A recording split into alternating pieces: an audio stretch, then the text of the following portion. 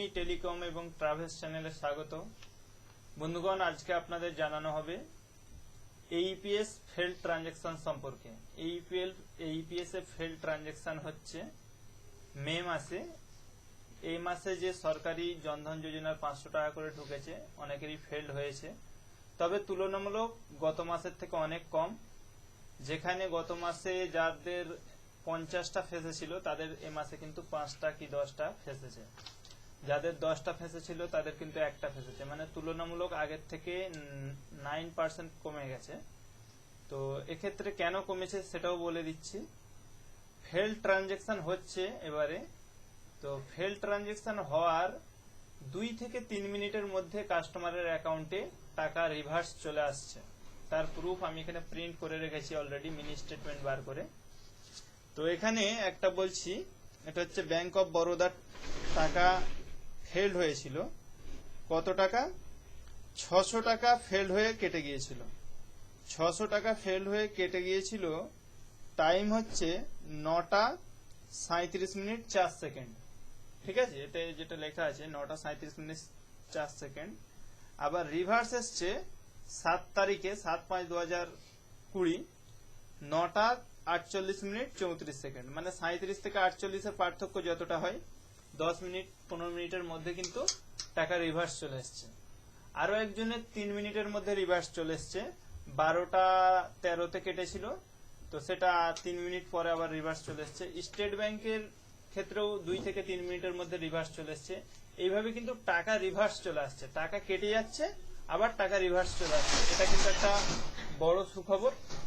আর দ্বিতীয় সুখবর হচ্ছে স্টেট ব্যাংক অফ ইন্ডিয়ার টাকা যাদের ব্যালেন্স ইনকোয়ারি করা যেত না, এখন ব্যালেন্স ইনকোয়ারি করে তারপর টাকা তোলা যাচ্ছে। আগে সিস্টেম ছিল স্টেট ব্যাংকের একটাই ট্রানজ্যাকশন হবে, যার কারণে ব্যালেন্স ইনকোয়ারি করতে পারবেন না। এখন ব্যালেন্স ইনকোয়ারি করে আপনি টাকা তুলতে পারছেন। এটা একটা সুবিধা, যে কাস্টমারের প্রথমে ব্যালেন্স চেক করবেন কত টাকা তার অ্যাকাউন্টে আছে, তারপরে তার টাকাটা তুলবেন। এতে দুটো সুবিধা কি, যে কাস্টমারের ব্যালেন্স ইনকোয়ারি করলেন মানে তার ওই ব্যাংকের সার্ভার কেমন কাজ হচ্ছে আপনি বুঝতে পারবেন। যখনই ব্যালেন্স ইনকোয়ারি হাতে ছাপ দেবেন, সঙ্গে সঙ্গে সার্ভারটা বুঝতে পারবেন। যদি চট করে ব্যালেন্স দেখিয়ে দেয় তার মানে সার্ভার ঠিক আছে, যদি অনেক ঘুরে ঘুরে তারপরে দেখায় তার মানে সার্ভার প্রবলেম আছে। তাছাড়া বাইচান্স টাকা কেটে গেলেও স্টেট ব্যাংকের ক্ষেত্রেও কিন্তু একদিনের মধ্যে, 2 ঘন্টার মধ্যে, 15 মিনিটের মধ্যে রিভার্স হয়ে যাচ্ছে।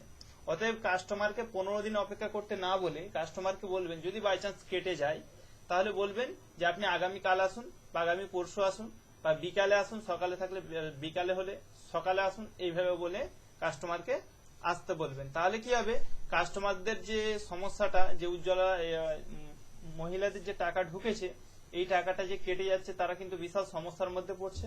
তারা টাকাটা তুলে নিয়ে যেতে পারবে, কারণ 500 টাকার ব্যাপার। এই 500 টাকা যাদেরই কেটে গিয়েছিল, অলরেডি এই মাসে আমার একটাও ক্লেম নেই। 2000 টাকা আধার পে অপশন দিয়ে কেটে গিয়েছিল, সেও ঢুকে গেছে সেই দিনে। 500 টাকা কেটেছে, ঢুকে গেছে। 600 টাকা কেটেছে, ঢুকে গেছে। যতগুলো টাকা এই মাসে কেটেছে, এই মাসে একটা টাকাও এখনো পর্যন্ত পেন্ডিং নেই। যতগুলো টাকা কেটেছে সব টাকা ঢুকে গেছে। তো আপনাদের যাদের এখনো পর্যন্ত টাকা ঢোকেনি এই মাসের ঘটনা, তারা অবশ্যই কমেন্ট করে জানাবেন, এবং কোন ব্যাংকে সেটাও কমেন্ট বক্সে লিখে জানাবেন। তো এবং আপনাদের বন্ধুদের এটা বেশি বেশি করে শেয়ার করবেন।